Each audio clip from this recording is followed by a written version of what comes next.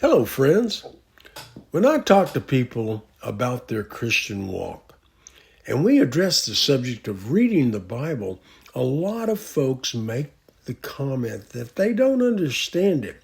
They don't see how it applies to them today, and that they get lost in all the thou shalt nots, and frankly, they give up.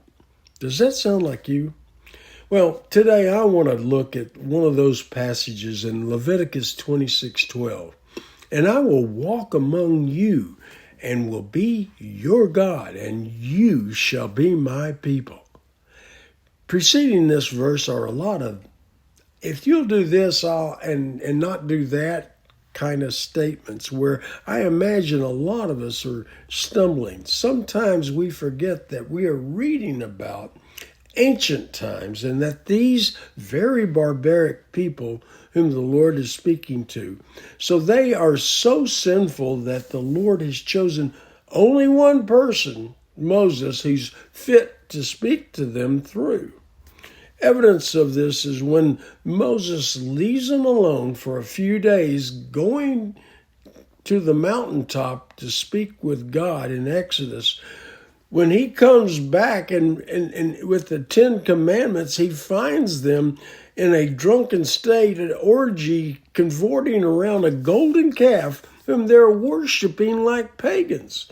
Man, how different are we, though, than these barbarians? We have a wonderful experience with the Lord in a few days without Him, and we're right back to living like we used to, or at least heading in that direction. So the Lord gives us some rules for our benefit, for one purpose. He just wants to be with you.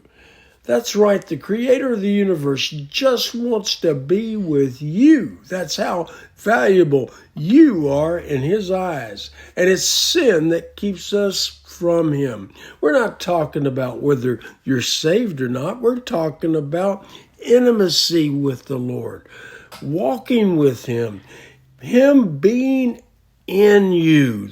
He says in that verse to the Hebrews that if you will do these things, I will walk among you. The Hebrew word translated among is bitokokim. Brown Driver and Briggs' commentary describes it as the substantive mist, a prominent central position in your life as in them.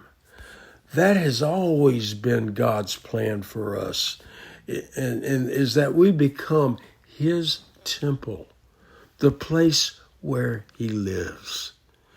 We look upon homeless people and our hearts go out to them. But the Lord has been locked out of our hearts because we choose to be sinful rather than being with Him. But guess what? Jesus says in Revelations 3:20, behold, I stand at the door and knock. He's talking to Christians here, you and me. And He says, if anyone hears my voice and opens the door, I will come in to him and eat with him and he with me. It's going to be just like it always was. He's just ready and willing, and He's knocking at the door, people. For all of us Christians who've locked Him out with sin in our lives, He's saying, I want to be close again like it used to be. Open the door to Him today. Repent of any sin immediately and often to keep your heart clean so that He can come inside. The Creator of the universe wants to live in you.